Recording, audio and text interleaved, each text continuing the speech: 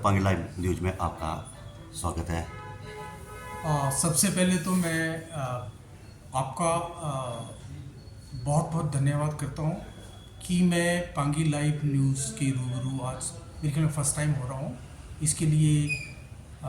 मैं भी आपका आभार प्रकट करता हूँ, धन्यवाद करता हूँ कि आप आए यहाँ पे। इसके साथ आज नेचुरली मेरे लिए एक बड़ा खुशी का मौका है कि मैंने आज ही एज ए मुख्य चिकित्सा अधिकारी चंबा ज्वाइन किया है और मैं संपूर्ण राज्य सरकार, माननीय मुख्यमंत्री महोदय, माननीय हमारे विधानसभा अध्यक्ष, हिमाचल प्रदेश सरकार, स्वास्थ्य मंत्री, हमारे लोकप्रिय यहाँ के एमएलए जो नीरज जी, मैं उनका भी धन्यवाद करना चाहता हूँ, स्वास्थ्य सचिव मैडम और स्वास्थ्य निदेशक हिमाचल प्रदेश सरकार। मैं उन सभी का आपके इस चैनल के माध्यम से संपूर्ण राज्य सरकार का धन्यवाद करूंगा कि मुझ पर ये विश्वास जिता के कि मेरी जो नियुक्ति यहाँ पे एज मुख्य चिकित्सा अधिकारी चंबा में की, उसके लिए मैं उनका सदैव आभारी रहूँगा। और मैं आपके माध्यम से मैं ये वचन देता हूँ कि जो राज्य सरकार ने मुझ पे ये विश्वास जिताया है, मैं उनकी आशाओं और अपेक्षाओं पे खरा उतरूँ और मेरी 100% ये कोशिश रहेगी कि जो भी काम राज्य सरकार द्वारा या जो भी आदेश राज्य सरकार द्वारा हमें मुझे मिलेंगे, मैं उसका क्रियान्वयन भली भांति हमारे जो ग्रास रूट लेवल तक जो हमारी गरीब जनता है उन तक मैं पहुंचाऊंगा। और मैं अपने उसके लिए भरसक प्रयास करूंगा कि जो ये जिम्मेदारी हिमाचल प्रदेश सरकार ने मुझे लाखों लोगों की जो स्वास्थ्य की सेवा की जो जिम्मेदारी मेरे को दी है, मैं उसको बखूबी निभाऊंगा। इसके साथ ही जैसे जो सरकार द्वारा जो विभिन्न योजनाएं, स्वास्थ्य योजनाएं चलाई जा रही हैं, जैसे हमारा आयुष्मान भारत योजना है, इवन प्रधानमंत्री जन आरोग्य योजना है, हिमकेयर योजना है, मुख्यमंत्री, आपने सुना होगा मुख्यमंत्री सहारा योजना, जिसमें काफ़ी लोग हमारे जो हैं वो जो बेनिफिशियरी हैं उसमें एंटर हो चुके हैं और बेनिफिट ले रहे हैं। लेकिन इन सब तमाम योजनाओं का लाभ मैं चाह रहा हूँ कि जो हमारा जो एरिया हमारा नॉट कनेक्टेड है, मतलब ट्रांसपोर्टेशन से या ये कम्युनिकेशन या ट्रांसपोर्टेशन का वहाँ पे कोई माध्यम नहीं, तो मैं चाहता हूँ कि उस दूर दराज गरीब इंसान तक ये जो योजनाएं हैं ये पहुँचे। ये मेरा भरसक प्रयास रहेगा कि इस तरह की जो भी योजनाएं होंगी मैं वहाँ तक पहुँचाऊँगा। दूसरा, जो स्वास्थ्य की जो सुविधाएं हैं, मैं चाहूँगा कि जो गरीब से गरीब इंसान है, जैसे आजकल तो वैसे सरकार द्वारा ऐसा कोई एरिया नहीं है जहाँ पे हमारी स्वास्थ्य सुविधाएं उपलब्ध नहीं है, पर कुछ एक एरियाज़ हैं जहाँ जो एरियाज़ हैं हमारे, वहाँ पे हमारा स्वास्थ्य का जो स्वास्थ्य विभाग का कोई ऐसा सेंटर नहीं है, तो उनको 8-8, 10-10 किलोमीटर तक पहुँचना पड़ता है। मैं ये चाहूँगा कि उस गरीब इंसान तक भी ये जो स्वास्थ्य की सुविधा है, चाहे मैं स्पेशल कैंप ऑर्गेनाइज करूँ, चाहे मैं अपनी टीम को साथ में लेके वहाँ पे उस एरिया में जाऊँ, तो मैं उसके लिए भी भरसक तैयार हूँ। और ये जो चाहे दवाइयों का, चाहे इलाज का, या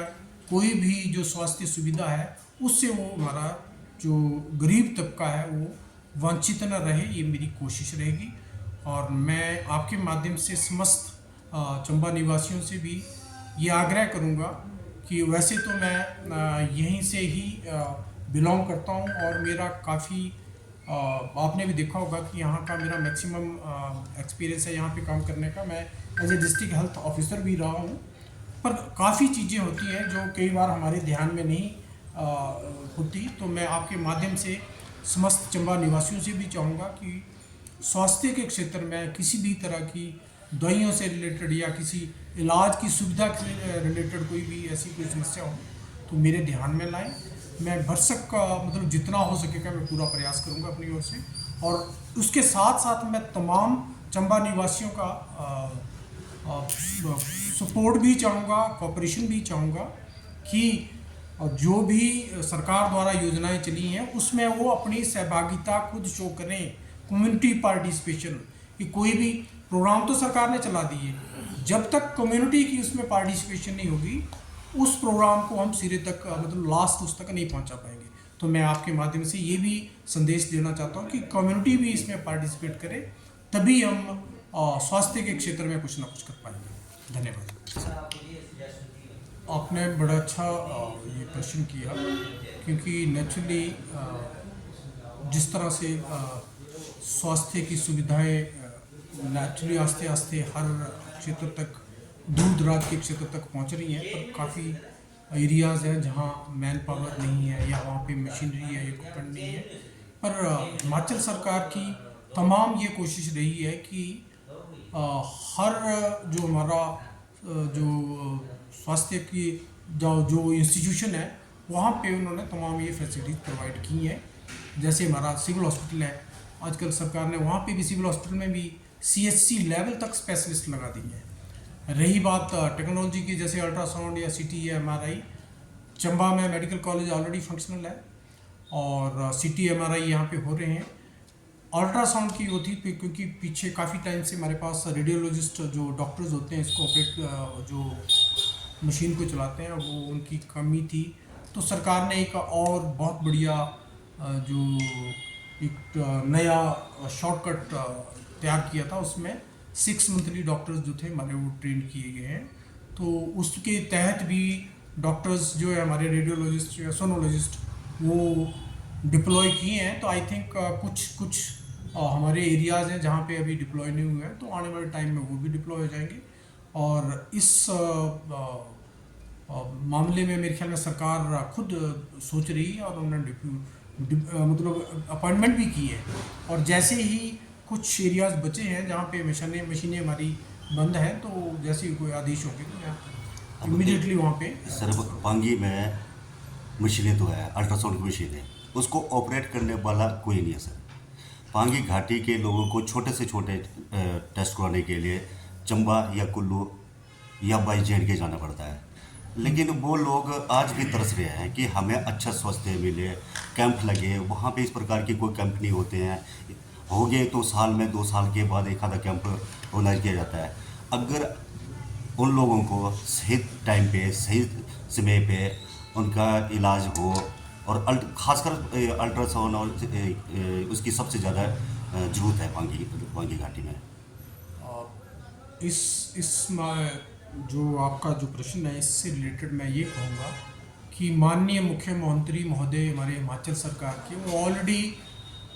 पांगी के लिए तो काफ़ी कुछ कर चुके हैं और काफ़ी कुछ उनके ध्यान में है और कर भी रहे हैं। जैसे कि जहाँ तक मेरे को क्योंकि इससे मेरा तो आज ही यहाँ पे एज ए मुख्य चिकित्सा अधिकारी मैंने ज्वाइन किया,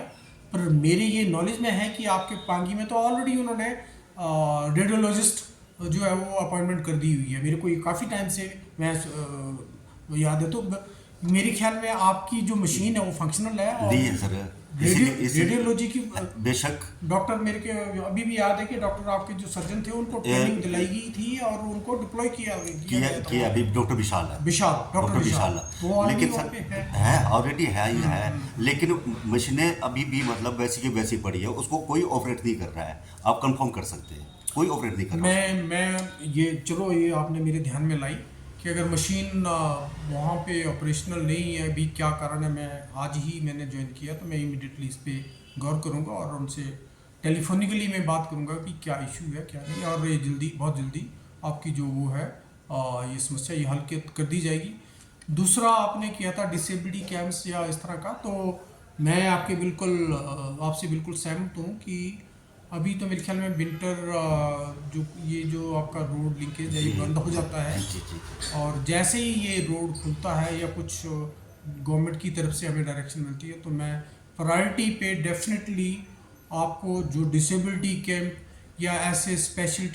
मेगा स्पेशलिटी कैंप में मतलब आपकी बातों को ध्यान में रख के जरूर पांगी के लिए, और मैं खुद भी पांगी आऊँगा और जरूर रखूँगा। मैं मतलब ये है कि उम्मीद लोगों को आपसे ज़रूर रहेगी कि जो भी आज तक नहीं हुआ वो पांगी घाटी में कैंप की वजह से या जो टेस्ट थे वो कुछ टेस्ट जो है वो पांगी घाटी में ज़रूर मैं आपको ये बताना चाहता हूँ कि मैं खुद भी एक ट्राइबल एरिया से हूँ, भरमौर ब्लॉक से मेरा, जहाँ से मैं ओरिजिनली बिलोंग करता हूँ, और मैं जानता हूँ कि ट्राइबल एरियाज़ की क्या क्या समस्या होती है। मैं हमेशा कोशिश करूँगा कि स्वास्थ्य विभाग की ओर से जो भी ट्राइबल एरियाज़ के लिए मतलब कोई जो योजनाएं या इस तरह का जो भी आएगा, मैं प्रायोरिटी पे आपके पांगी में भी और भरमौर में भी कोशिश करूंगा कि उनको सुविधा मिले। और जो स्पेशलिटी कैंप या इस तरह का जो अल्ट्रासोनोग्राफी या जो वो बताया मैं, और डिसेबिलिटी कैंप्स, ये मैं प्रायोरिटी पे आपको डेफिनेटली, जैसे ये मौसम या रोड लिंकेज खुलती है तो मैं रखूँगा डेफिनेटली। ठीक है सर, थैंक बहुत यू बहुत सर, धन्यवाद। Thank you sir.